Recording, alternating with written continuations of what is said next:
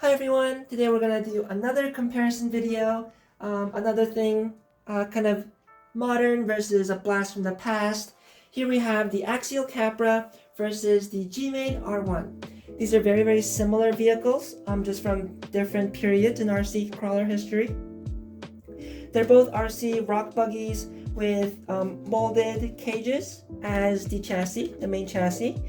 They both feature portal axles, both feature servo and axle steering, and overall just have very similar vibes to them, I guess, for lack of a better word.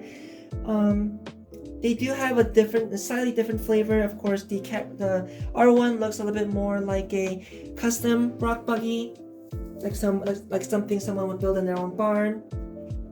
Whereas the Capra is a bit more professional looking, more designed after the official, more like rock buggy racing buggies.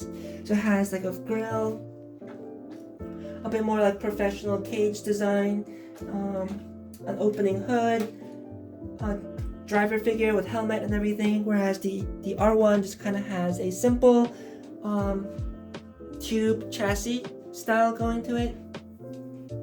And I think both buggies look fantastic, but I was very curious to see if the R1 could still compete with the brand new and shiny, well, I guess it's not completely brand new and shiny anymore, but the new, much newer Axial Capra. So these two buggies were released in completely different decades, literally 10 years apart from each other. The GMade R1 was released in 2010, whereas the Axial Capra was released in 2020.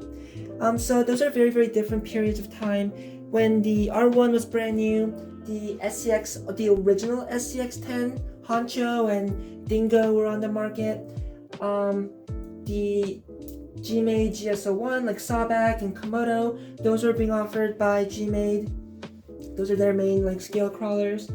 I believe the Axial Wraith was kind of a similar vehicle that was released around the same time.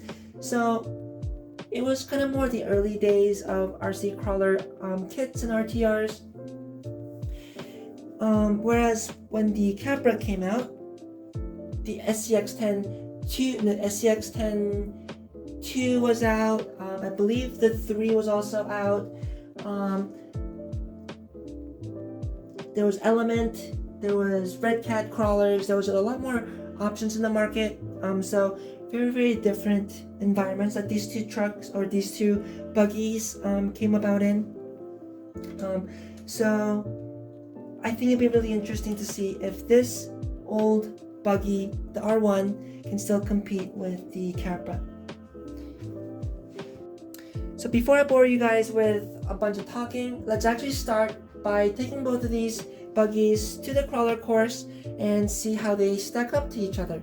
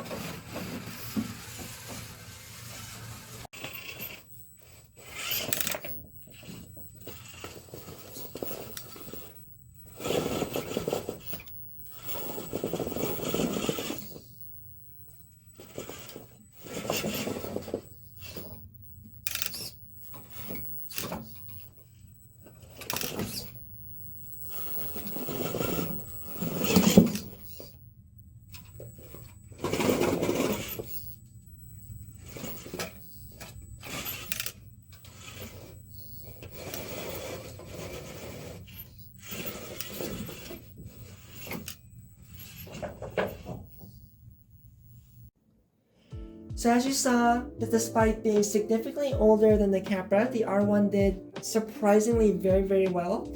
Granted, it is running 2.2s versus 1.9s, but this is a Hyrax 1.9 equipped Capra, whereas the R1 was running stock GMade Bighorn tires, which aren't the best crawler tires ever. So the fact that it was able to do it with stock tires was very impressive. So I'm actually very excited to see how it's going to perform with the new 2.2 Hyraxes now.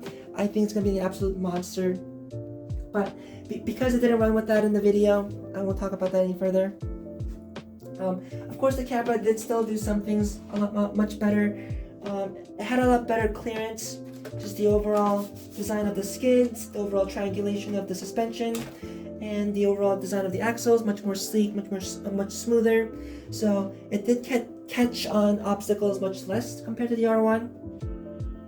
Also, the axle design gives it much tighter steering, so it didn't have to do as many reverses as the R1. So if you're in like a competition setting, you're not allowed to do many backups, so that might be a plus with the the Capra. As far as dig goes, the Capra comes with dig out of the box.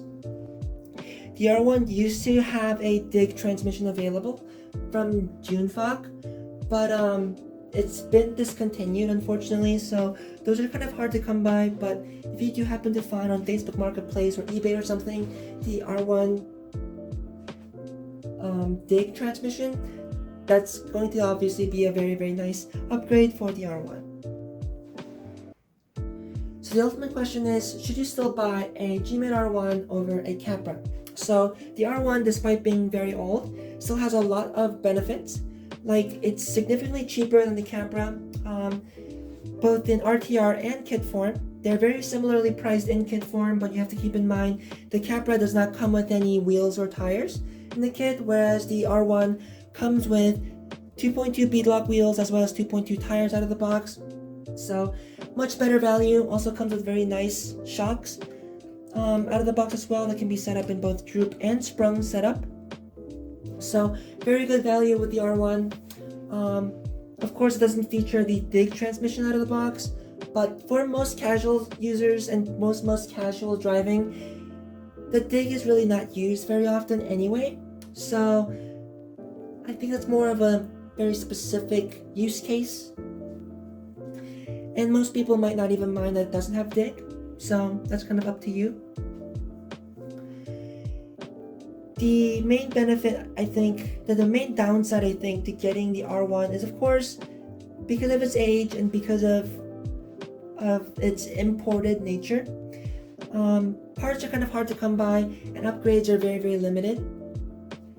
With the Axial, despite being very expensive, it's very popular, and also, especially if you live in the United States, being an American company, Axial, both Axial and Horizon Hobby being American companies, parts are very easy to find, upgrades are very easy to find. There's tons of aftermarket for the Capra, whereas the R1 and GMade products in general are all imported from Korea.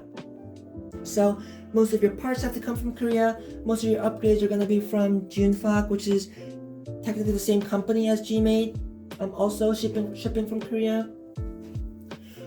Or you have to find a American dealer like Hobby Recreation Products or A-Main Hobbies, which also have limited supply of parts. And some upgrades like the dig transmission and the Delrin skid plate that would actually relocate and triangulate your links. They're discontinued, so upgrades and parts for the R1 seem like they're getting slowly discontinued, which is kind of concerning from an upgrade standpoint.